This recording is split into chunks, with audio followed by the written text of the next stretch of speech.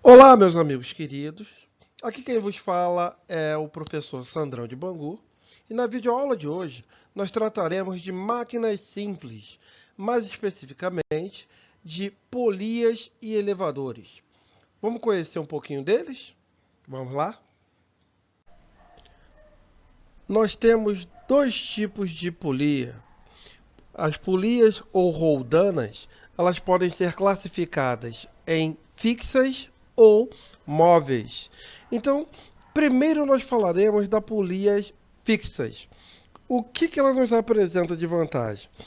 Antes disso, as máquinas simples, elas têm por finalidade facilitar ou diminuir o esforço feito pelo homem. Então, a primeira máquina simples que nós trataremos é a da polia, a polia fixa. Então, se nós repararmos aqui, eu tenho uma polia e um indivíduo que exerce uma força sobre um bloco em três situações diferentes. Na figura 1, ele puxa um bloco horizontal, fazendo uma força vertical, ou seja, puxando a corda para baixo para mover o bloco. Na figura 2, ele tenta erguer um bloco, puxando essa corda também verticalmente para baixo. E no nosso terceiro e último exemplo, o cara ele ergue o bloco, agora puxando uma força num determinado grau com a direção vertical. Bem, o que a roldana fixa nos apresenta? Por que ela é fixa? Repara que ela está presa. Ela está presa aqui na parede, presa ao teto na figura 2 e 3. O que a roldana fixa nos oferece? A única vantagem que ela nos oferece é a facilitação com o modo de aplicação da força, né? Dependendo da roldana, eu posso mudar a direção e também o sentido da força que eu estou aplicando. Porém, em termos de economia de força, ela não apresenta nenhuma, né? A força que eu tenho que apresentar numa polia fixa, ela não é reduzida, né? Então, para que eu mantenha algo em equilíbrio, né, a minha força tem que ser no mínimo igual ao peso aqui na figura 2, para que eu mantenha isso aqui sustentado. Então, a única vantagem da polia fixa é de podermos mudar a direção e o sentido da aplicação da força que nós estamos fazendo para erguer ou mover algo, ok?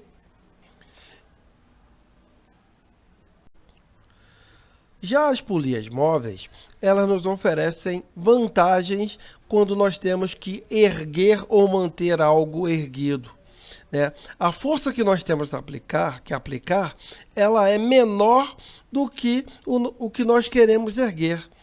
Então, essa vantagem de produzir um esforço menor do que nós queremos sustentar é o que usamos as polias móveis, né, que são muito utilizadas nas academias.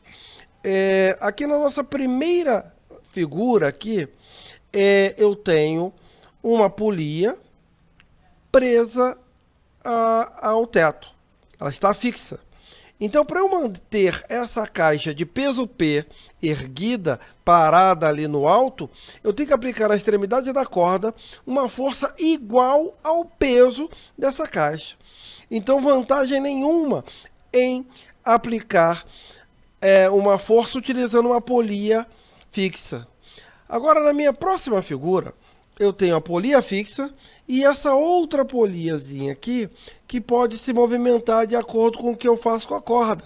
Esse cara ele pode subir ou pode descer. Bem, quando eu ergo a mesma caixa, agora usando essa polia móvel, o esforço que eu tenho que produzir ele vai ser igual a metade do peso da caixa. Olha só, ela já facilitou e diminuiu a força que eu tenho que aplicar para manter essa caixa em equilíbrio. Na situação seguinte, eu tenho uma polia fixa e agora eu tenho duas polias móveis e a mesma caixa. Então, para manter essa caixa de peso P em equilíbrio, o que eu tenho que fazer? Agora eu tenho que aplicar uma força que é 4 vezes menor do que o peso dessa caixa. Repara que eu aumentei a quantidade de polias móveis em relação ao anterior e a força que eu tenho que aplicar para manter a caixa em equilíbrio, ela diminui. Antes era metade, agora ela caiu para 1/4. Agora, no nosso último exemplo aqui, eu tenho agora 3 polias móveis e a mesma caixa. O que acontece com a força que eu tenho que aplicar? A força aplicada para manter essa caixa em equilíbrio, agora ela vai ficar 8 vezes menor. Ela vai ficar dividida por 8, né? Então, quanto mais polias eu tiver, menor vai ser a força que eu vou ter que utilizar para manter esse corpo em equilíbrio. Bem, mas Sandra, como é que eu determino qual é a força que eu devo aplicar? Bem, aqui está a nossa fórmula que vai permitir calcular a força quando eu tenho polias móveis. A fórmula que eu tenho é força igual a peso do corpo que eu quero sustentar, dividido por 2 elevado a n, onde n quem é?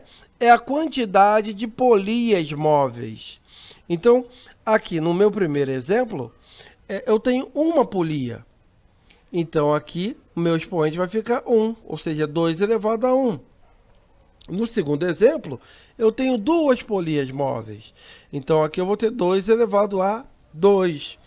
No terceiro exemplo, eu tenho 3 polias móveis. Então, aqui vai ficar 2 elevado a 3, e assim sucessivamente. Lembrando que as polias fixas elas não entram nessa contagem, apenas as polias móveis. Então, só para a gente finalizar, a força é igual ao peso dividido por 2 vezes. Força é igual ao peso dividido por 2 elevado ao número de roldanas móveis, ok? Valeu, um beijo, vamos para a próxima. Acho que todos nós, ao andarmos de elevador, já tivemos a sensação de ter um aumento de peso ou uma diminuição do nosso peso à medida que o elevador ele começa a se movimentar, subindo ou descendo, né? E o que explica esse aumento aparente do peso ou essa diminuição aparente do peso? Isso é explicado pela aceleração do elevador.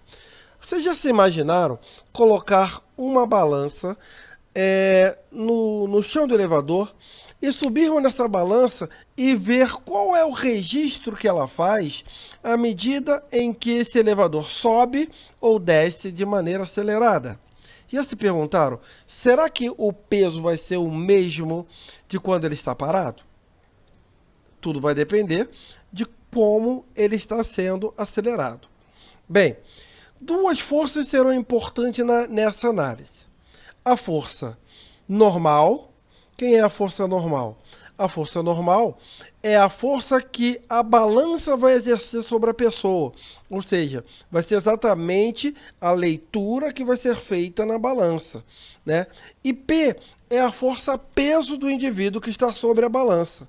Lembrando que a gente calcula o peso, ele sendo massa vezes gravidade. Agora, então vamos para as situações onde a gente pode analisar a relação entre a força da balança, que é a força normal, e a força peso. A nossa primeira análise vai ser com o elevador parado, ou seja, em repouso, ou movendo-se em movimento uniforme. O que nós teremos? Bem, se o elevador está parado ou em movimento uniforme, ele obedece à primeira lei de Newton, que diz que força resultante é igual a zero. Ou seja, as forças que agem sobre a pessoa dentro do elevador, elas serão iguais, elas irão se anular. Então, neste caso aqui, a força que a balança irá registrar será igual ao peso real da pessoa, ou seja, normal igual a peso. Então, elevador em repouso ou em movimento uniforme, normal igual a peso. A balança vai registrar o peso real da pessoa. Tranquilo? Mas quando o elevador ele inicia sua subida acelerando, nós temos a sensação de que o nosso corpo é projetado para baixo. Nós temos a sensação de um aumento de peso, ou seja, um peso aparente maior do que o peso real. Então isso significa dizer que a balança ela vai registrar um peso maior do que o nosso peso real. E como é que nós vamos determinar isso? Bem, olhando aqui para a nossa figura, eu tenho que o elevador ele movimenta-se para cima, acelerado, com a aceleração também para cima. Pela nossa análise vetorial, a aceleração está para cima, significa que quem está para cima é maior. Então eu tenho que normal, força da balança, é maior do que o peso do indivíduo que está sobre ela. Então, fazendo a análise da força resultante, como é que eu calculo força resultante? É maior menos a menor, ou seja, normal menos peso. Mas a mesma força resultante, ela também pode ser calculada pela segunda lei de Newton. Força resultante igual a massa vezes a aceleração. Então, nós estamos calculando a mesma força resultante de duas maneiras. Análise vetorial e através da segunda lei de Newton. Então, se a gente calcula a mesma coisa de duas maneiras diferentes, eu posso igualar isso. Então, igualando as duas equações aqui, eu tenho que normal menos peso, ela vai ser igual a massa do indivíduo vezes a aceleração. Então, dessa maneira, eu consigo determinar qual é a força que a balança está fazendo sobre a pessoa, ou seja, qual é a leitura que ela fará no momento em que o elevador se movimentar acelerado. Agora, e se o mesmo elevador inicia o seu movimento de descida, acelerando para descer? O que acontece agora é que nós sentimos nosso corpo mais leve, né? Temos a sensação de quase sermos jogados ao teto, né? Exagerando, lógico. Né? Então, isso significa dizer que a balança ela vai registrar um valor que é menor do que o nosso peso real. Então, neste caso, a nossa balança ela vai exercer uma força menor do que a força peso. Bem, então se a gente olhar aqui para a nossa figura, o elevador ele desce acelerado, aqui é o movimento dele para baixo, e a aceleração do elevador também é para baixo. Então isso indica que neste caso quem é maior é o peso. Então eu tenho aqui normal menor do que o peso. E fazendo a análise vetorial da força resultante, ela é maior menos a menor, então vai ficar peso menos normal. E pela segunda lei de Newton, quem é ela? Massa vezes aceleração. Juntando esses dois caras, eu vou ter peso menos normal igual a massa vezes a aceleração. Então, desta maneira, quando ele estiver descendo acelerado, eu vou determinar a minha força que a balança exerce sobre o indivíduo. Então, lembrando, quando ele sobe acelerado, ela vai registrar um peso aparente maior do que o peso real. Quando ele estiver descendo acelerado, a balança registrará um peso aparente menor do que o peso real. Ok? Legal, vamos lá. Elevador subindo desacelerado. Quando o elevador está subindo e ele está próximo ao seu destino, ele começa a desacelerar, começa a ser freado, fazendo com que haja uma diminuição na velocidade do elevador até que ele pare. Então, quando ele é freado, faz surgir uma força resultante direcionada para baixo, surgindo também uma aceleração que tem o mesmo sentido, direcionada para baixo. Mas o movimento do elevador é para cima. Bem, então a consequência desse movimento de subida desacelerado do elevador vai fazer com que o nosso peso seja maior do que a força normal, ou seja, que o peso real seja maior do que o nosso peso aparente. Então vamos analisar isso. Então a condição aí do elevador subindo desacelerado é que a normal seja menor do que o peso. Então, para facilitar o nosso entendimento, eu vou considerar o seguinte, meu povo. Vou considerar o movimento do elevador como meu referencial. Então, o movimento do elevador é para cima, então a minha força resultante vai ser a força para cima menos a força para baixo, ou seja, Força resultante é normal menos o peso. Beleza? E pela segunda lei de Newton, eu calculo a mesma força resultante através do produto da massa vezes a aceleração. Só que aí tem um detalhe. A minha aceleração ela tem sentido contrário ao do movimento. Então, o que isso quer dizer? Então, a minha aceleração ela vai ser negativa. Por quê? Para indicar oposição de sentido ao movimento.